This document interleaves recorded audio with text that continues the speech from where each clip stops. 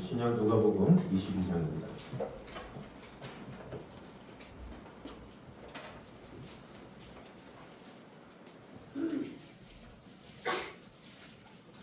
신약 누가복음 22장 60일 62절입니다.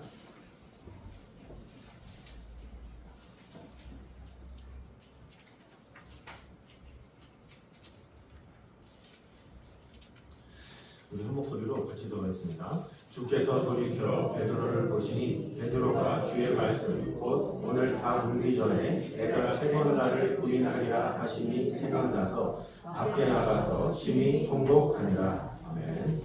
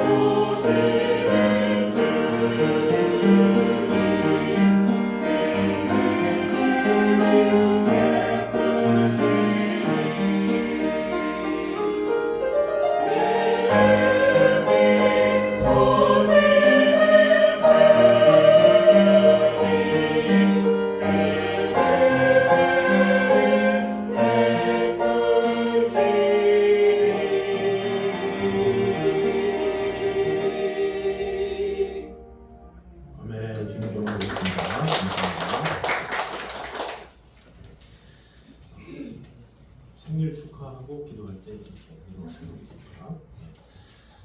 자, 우리 교회 소식 전해드리도록 하겠습니다. 우리 청주교인 휴가 기간으로 우리 8월 3일에서 8월 8일까지 우리 내일부터죠. 그래서 기존 예배들은 가정 예배로 드리도록 하겠습니다. 그래서 이 기간 동안에 뭐 전에 미리 보내신 분들이 있으시겠지만 이 기간 동안에 서로 교제하고 또 서로 하나님께서 또 상반기 동안 베풀으시는 은혜들을 나누면서 귀한 쉼의 시간이 되면 좋겠습니다. 우리 8월에 생일 맞으신 성도님들이 있습니다. 우리 저 위에다가 생일자를 써드렸죠? 네. 자, 그래서 우리 먼저 축하해 우리 찬양하도록 하겠습니다.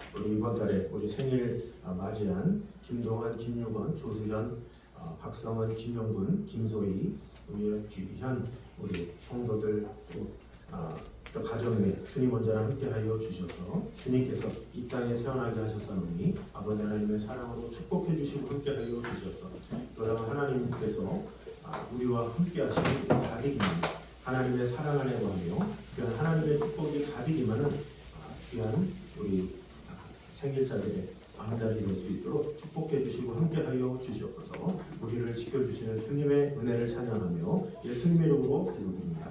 아멘.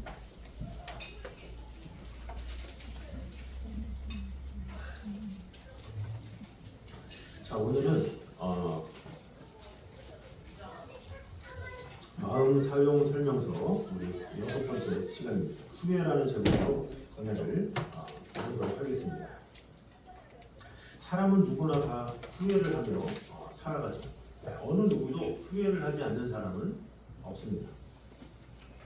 그때 그 말을 하지 말았어야 했는데 조금만 더 참을 걸, 그 선택을 하지 않았더라면 이런 후회가 없는 사람은 없을 것입니다. 특별히 학생 때 많은 후회를 해요.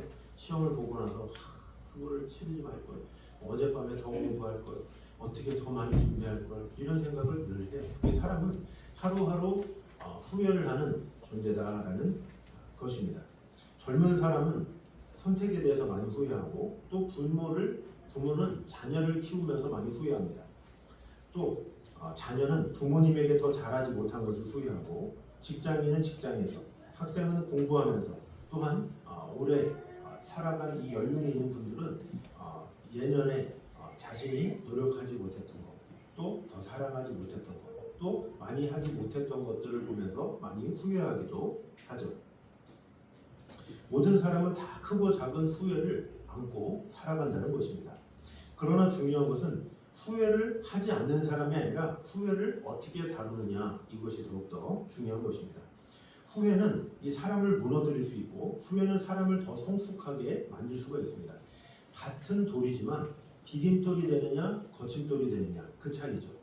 같은 돌이 있어도 어떤 이 냇가 같은 이렇게 물을 건너가며 있어서 어떤 돌이 있어요. 근데 그 돌을 거침돌로 삼아서 그것 때문에 넘어지는 사람이 있는 반면에 어떤 사람은 그것을 잘 이용해서 그것을 디디고 그 냇가를 잘 건너는 사람이 있죠. 이 후회라는 것도 마찬가지예요.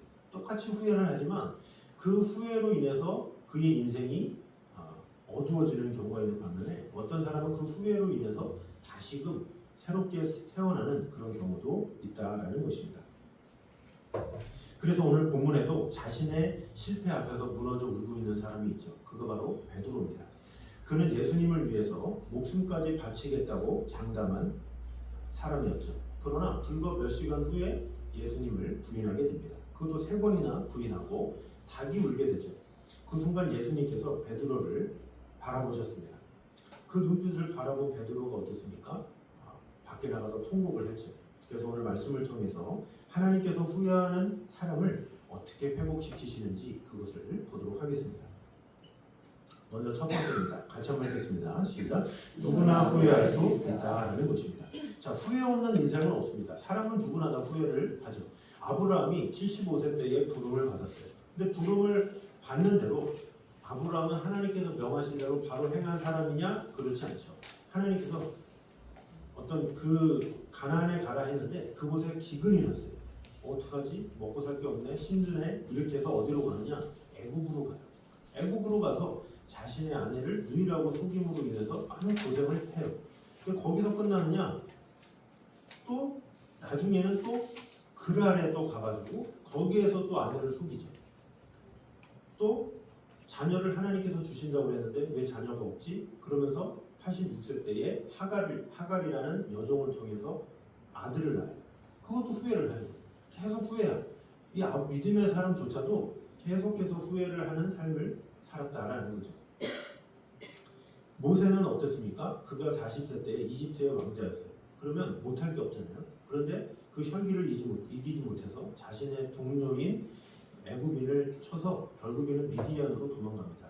근데 그 미디안으로 도망가서 80세가 될 때까지 얼마나 많은 후회를 했겠어요. 내가 나이 40대 그때 그러지 않았으면 이런 생각을 했겠죠. 다윗도 마찬가지입니다. 이 사무엘 하에 보면 이 13장에 이 전쟁에 나가야 되는데 전쟁이 안 나가고 이 왕이 되고 뭔가 평안해지니까 야 무슨 전쟁이냐 좀 쉬자 이러다가 옥상에서 올라가서 한 여인을 바라봄으로 간음을 합니다. 그리고 이 다윗이 왕위가 견고해졌을 때에도 이제 이만큼 나라가 견고해졌으니 인구조사 한번 해볼까? 이런 생각을 가지죠. 결국 그 두 가지 사건이 다윗에게 엄청난 올무가 돼요. 그래서 하나님으로 인한 진노가 엄청났습니다. 결국 다윗도 많은 후회를 했다라는 것이죠. 베드로도 예수님을 부인했죠. 예수님을 부인한 것이 얼마나 후회가 됩니까? 베드로는 누구보다도 열정적인 사람이었어요.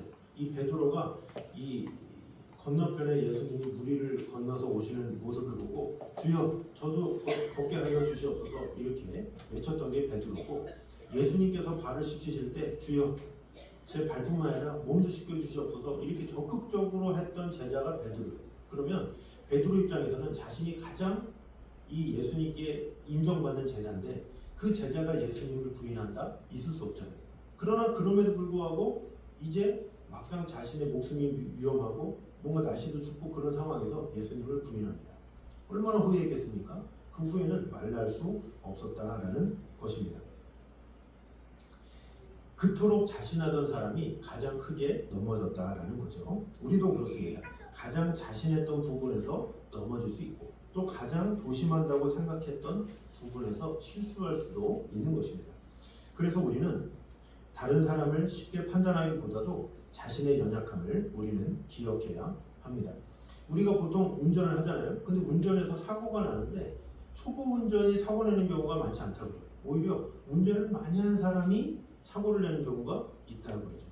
그래서 요리할 때도 실수하는 사람이 어떤 사람이 실수합니까? 초보 요리사는 실수를 오히려 잘 안 하는 경우가 있대요. 아주 신중해서.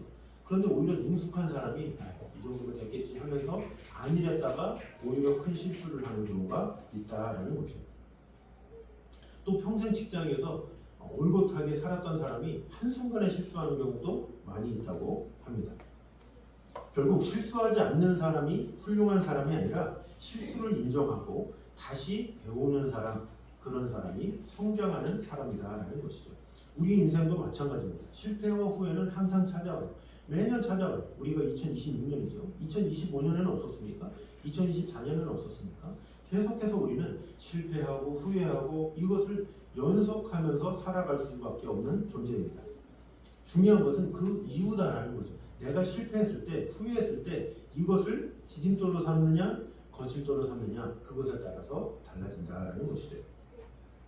자, 베드로가 이렇게 자신 있게 말했습니다. 마태복음 26장 33절 같이 한번 읽겠습니다. 시작. 나는 결코 버리지 않겠나이다. 자, 모두 주를 버릴지라도 많은 제자들 앞에 공언을 했어요. 자, 그런데 불과 몇 시간 뒤에 베드로가 이렇게 합니다. 누가복음 22장입니다. 시작. 주께서 돌이켜 베드로를 보시니 밖에 나가서 심히 통곡하니라. 자, 그의 눈물이 어떤 눈물입니까? 아, 내가 참 연약하구나. 그것을 깨달은 눈물이었다라는 것입니다. 후회는 특별한 사람만 하는 것이 아닙니다. 믿음 좋은 사람도 후회하죠. 신앙생활 오래 한 사람도 다 후회합니다. 우리 모두는 다 연약한 사람들이죠.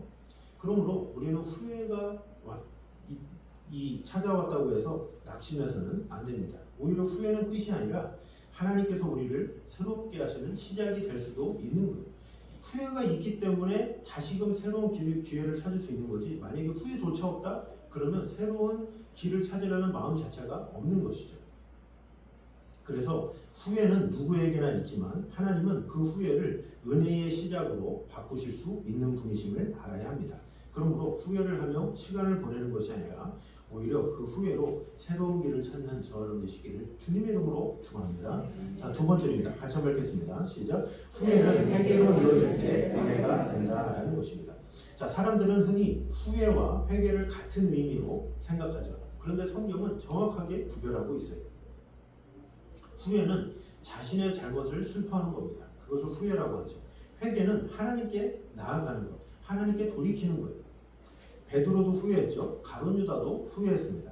두 사람 모두 예수님을 떠났고 두 사람 모두 자신의 잘못을 알았습니다. 두 사람 모두 눈물을 흘렸습니다. 그런데 한 사람은 절망으로 갔고 한 사람은 주님께로 돌아왔죠. 자, 죄의 경중으로 따지면 누가 더 잘했냐 못했냐 따질 것도 없죠. 베드로는 3번이나 부인했고 가룟 유다는 예수님을 팔았고 어떻게 보면 둘 다 주님 앞에 큰 죄를 저질렀기 때문에 후회할 수밖에 없는 상황이었다라는 거죠. 그런데 차이는 죄의 크기가 아니었다라는 거죠. 방향이 달랐다라는 거예요.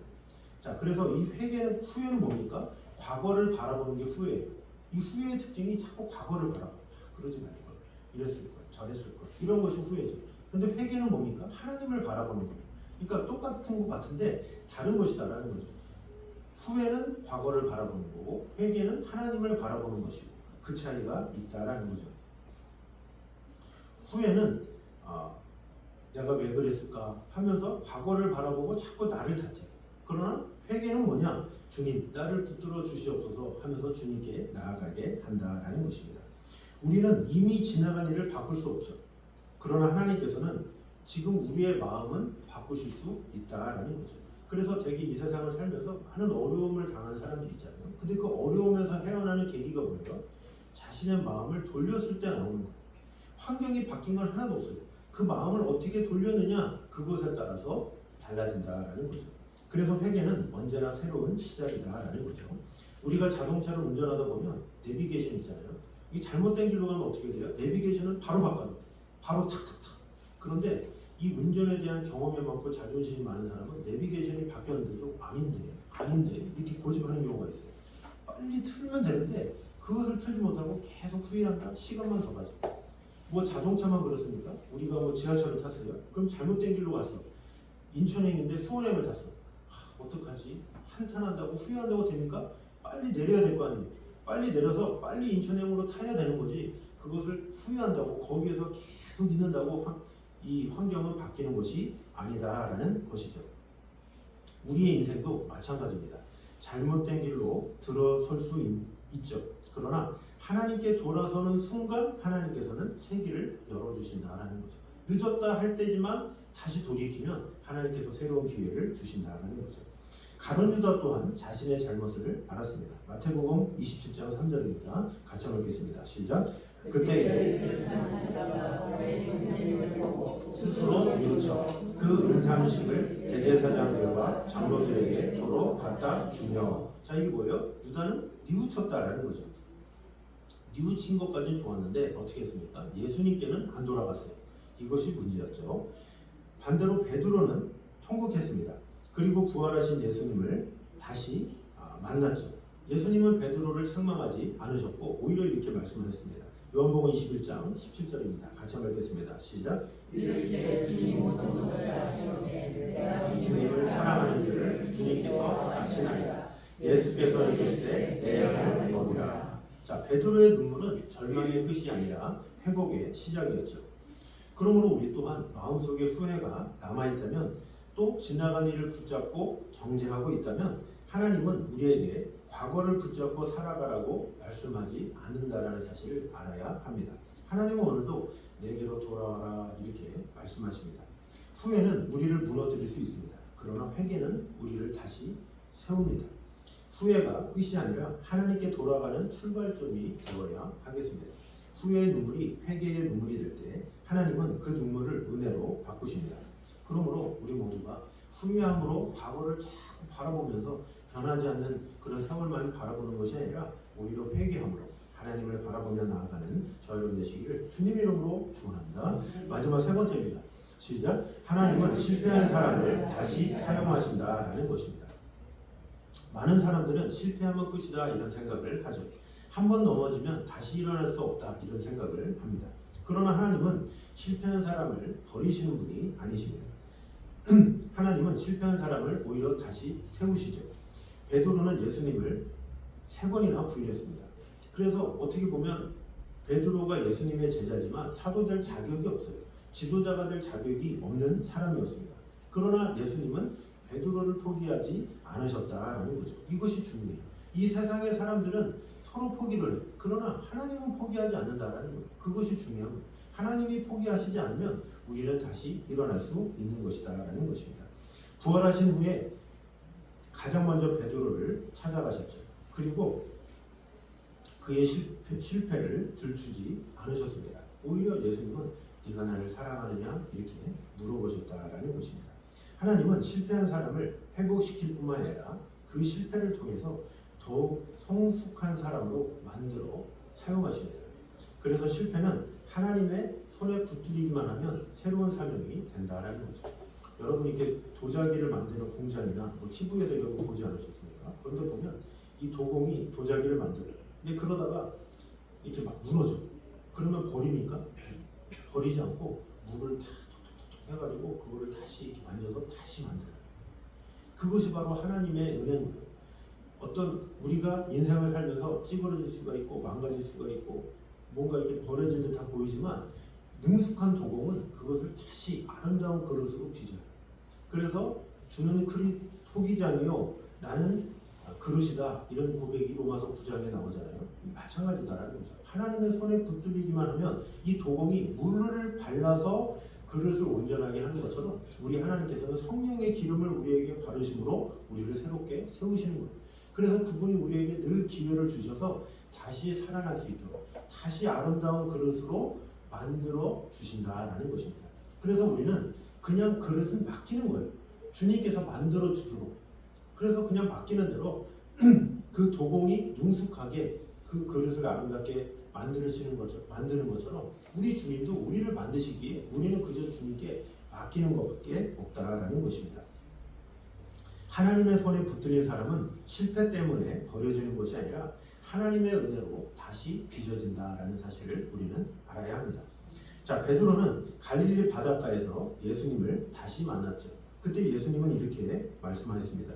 요한복음 21장 15절 같이 한번 읽겠습니다. 시작. 요한의 아들 시몬아, 내가 이 사람들보다 나를 더 사랑하느냐.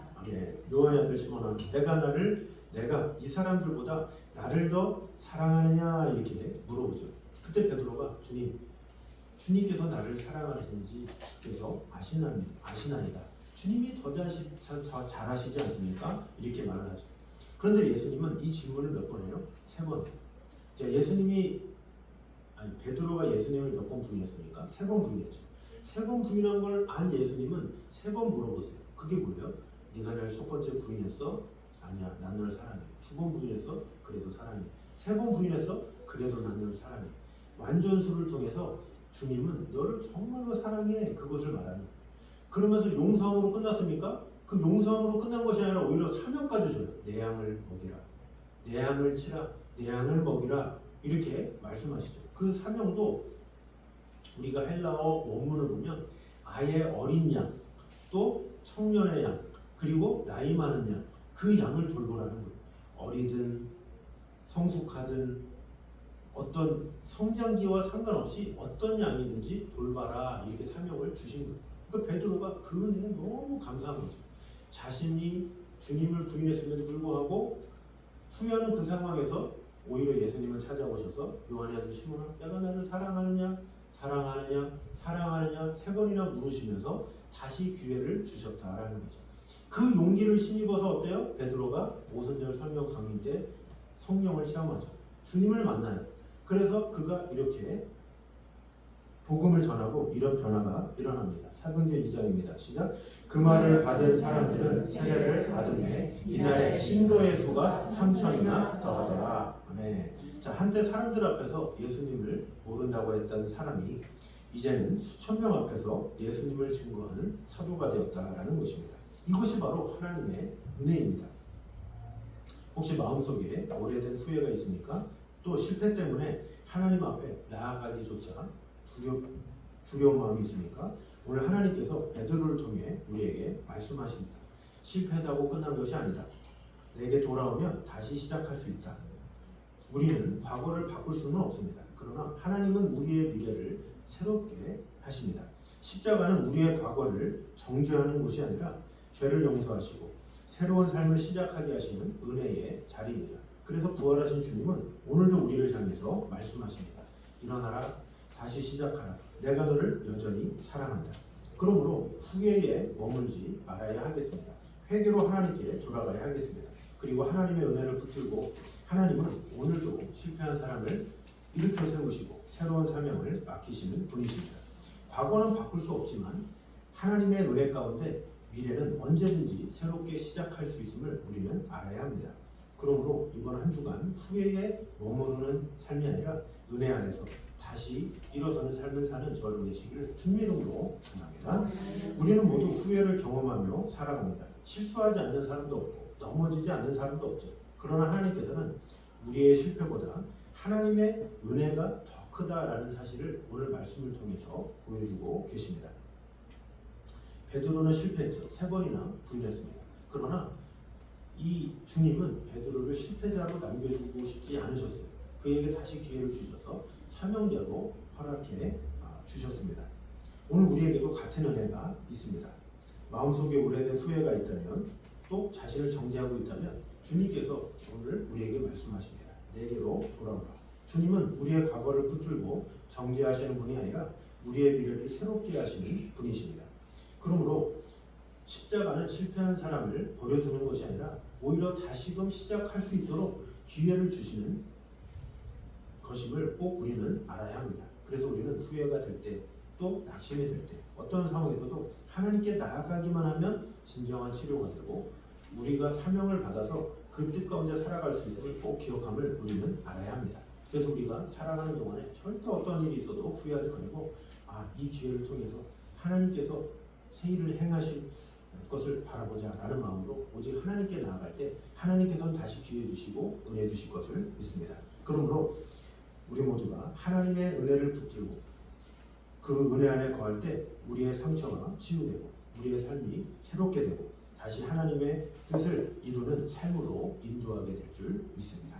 우리 결론을 맺도록 하겠습니다.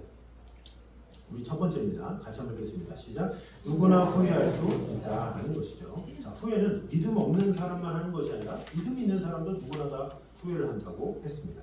중요한 것은 넘어지지 않는 삶이 아니라 자신의 연약함을 인정하고 다시 하나님을 의지하는 삶인 것입니다. 두 번째입니다. 시작. 후회는 회개로 이어질 때 은혜가 된다라는 것입니다. 자, 후회는 우리를 과거에 묶어두지만 회개는 하나님께로 다시 나아가게 합니다. 후회에 머무르지 말고 하나님께 돌아갈 때 우리의 눈물은 하나님의 은혜 안에서 새로운 시작이 된다는 사실을 알아야 합니다. 세 번째입니다. 시작. 하나님은 실패한 사람을 다시 사용하신다라는 것입니다. 하나님은 실패한 사람을 버리지 않으시고 다시 일으켜 세우시는 분이십니다. 과거는 바꿀 수 없지만 하나님께로 돌아오는 사람에게는 언제나 새로운 미래를 허락하십니다. 베드로를 다시 세우신 것도 하나님의 은혜였습니다. 우리의 죄를 용서하시고 다시 시작하게 하시는 것도 바로 하나님의 은혜였습니다. 이 시간 우리의 공로나 자격을 다 내려놓고 오직 하나님의 은혜를 바라보며 나아가면 좋겠습니다. 우리 하나님의 은혜로 우리 찬양 같이 하면서 하나님의 은혜로 이 쓸데없는 자 왜 구속하여 주는지 나는 알 수 없습니다. 내게 굳센 믿음과 복음 주셔서 내 마음이 항상 편하지 나는 알 수 없습니다. 왜 내게 성령 주셔서 내 마음을 감동해 주 예수 믿게 하는지 나는 알 수 없습니다. 주 언제 강림하실지 밤에든지 낮에든지 또 주님 만날 그곳도 나는 알 수 없습니다. 우리는 아무것도 할 수 없습니다. 오직 하나님의 은혜로만 일어설 수 있는 존재임을 우리는 알아야 합니다. 그래서 이 찬양을 통해서 하나님의 은혜로 나를 붙잡아 주시고 함께 하여 주셔서 새 일을 행하실 하나님을 바라보기 원합니다. 이 고백으로 주님을 찬양하도록 하겠습니다.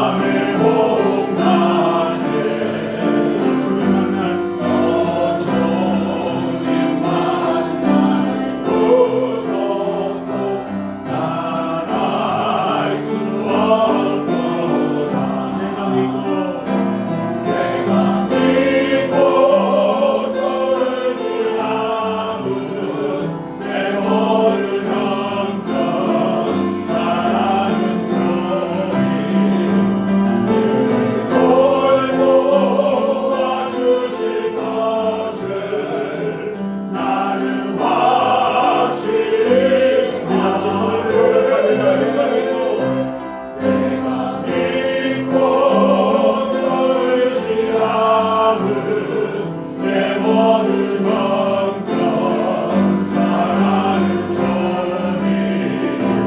늘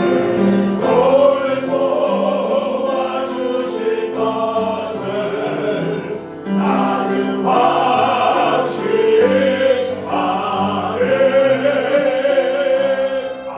목소리로 같이 기도하겠습니다. 후에 머무르지 않고 회개의 자리로 나아가는 믿음을 허락하여 주시옵소서. 또한 실패와 연약한 가운데서도 다시 일으켜 세우시는 하나님의 은혜를 날마다 경험하게 하시고 새로운 삶과 사명을 감당하게 하여 주시옵소서. 또 우리 교회가 하나님의 은혜 안에서 함께 회복되는 공동체가 되게 하여 주시옵소서. 이 시간에 한 목소리로 같이 기도하겠습니다. 사랑의 감사합니다. 우리와 주님의 은혜가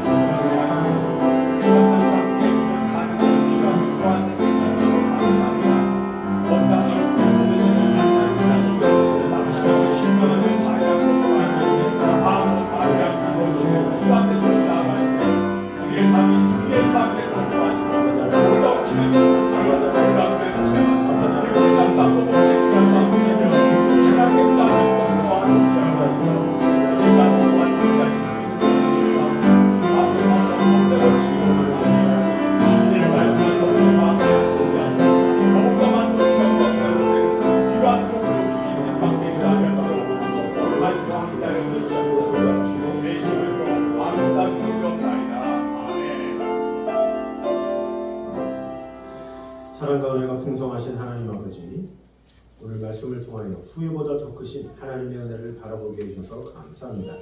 우리 모두에게는 후회가 있고 실수와 연약함이 있습니다. 그러나 그 모든 것보다 하나님의 사랑과 용서가 더 크다는 사실을 믿게 하여 주시옵소서. 베드로를 포기하지 않으시고 다시 찾아가셔서 사명을 맡기셨던 주님, 우리가 넘어질 때마다 다시 일으켜 세워주시고 회개의 눈물 뒤에 회복의 기쁨을 누리게 하여 주시옵소서.